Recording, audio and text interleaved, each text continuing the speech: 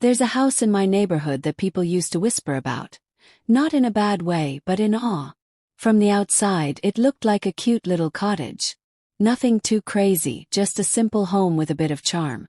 But inside, it was a wonderland. The walls were alive with color. Every room told a story. Hand-painted murals of Disney classics, fairy tales, enchanted forests. Step into the kitchen, and you'd see Belle reading in her village.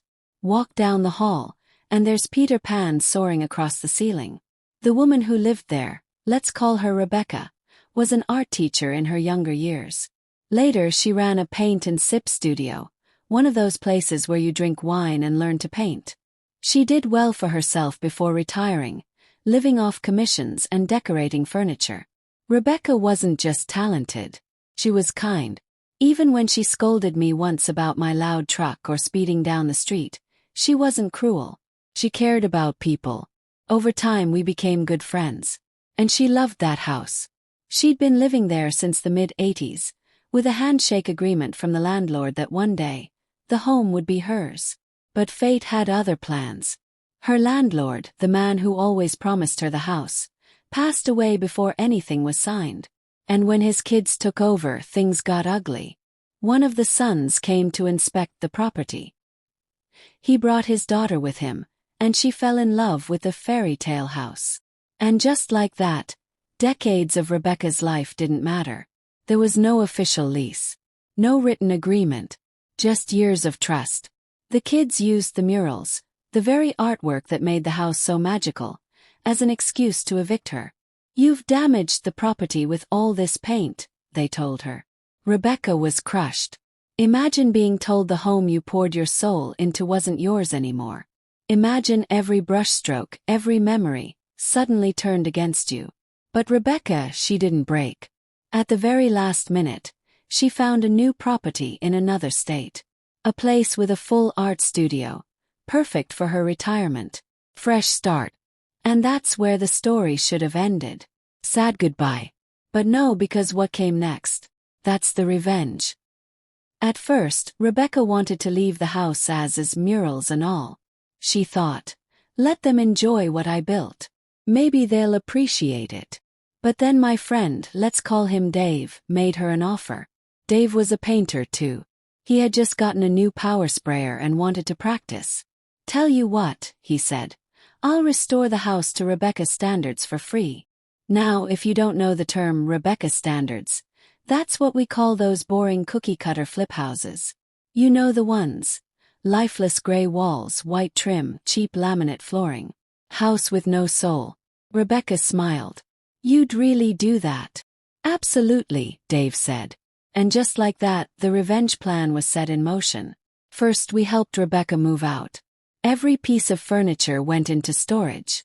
She stayed in Dave's guest house for free. Her only rent was painting him a mural in his living room. Then the real fun began. Week 1. Dave and his crew sanded down every single mural. From front to back, the walls were stripped until only blotchy patches of color remained. Week 2. Dave fired up his new toy, the sprayer. He masked off everything that wasn't paintable and primed the house with thick coats of white.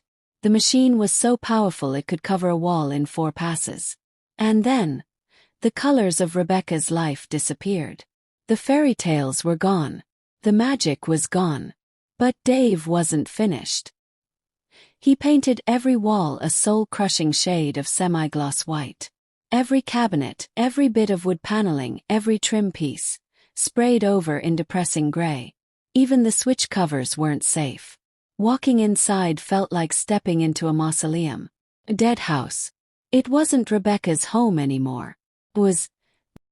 But the cherry on top. The outside. Rebecca had once decorated the house's facade to look like a charming cottage. But she told Dave's landscaping buddy, "You can have the bushes if you just rip it all out." And oh, did he. He stripped away every bit of charm. Dumped gravel and sand in the yard.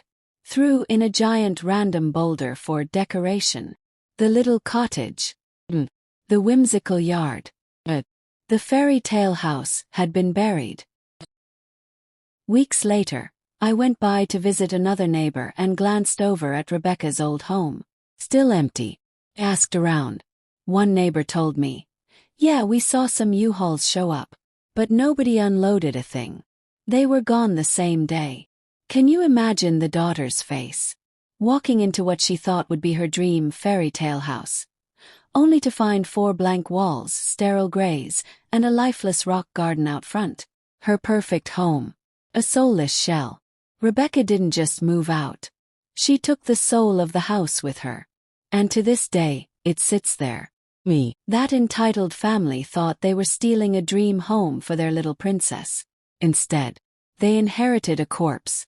A house stripped of everything that made it special. And Rebecca?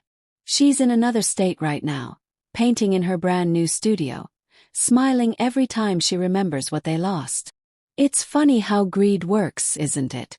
They thought they were gaining something magical, but by disrespecting Rebecca, they lost everything that made it valuable.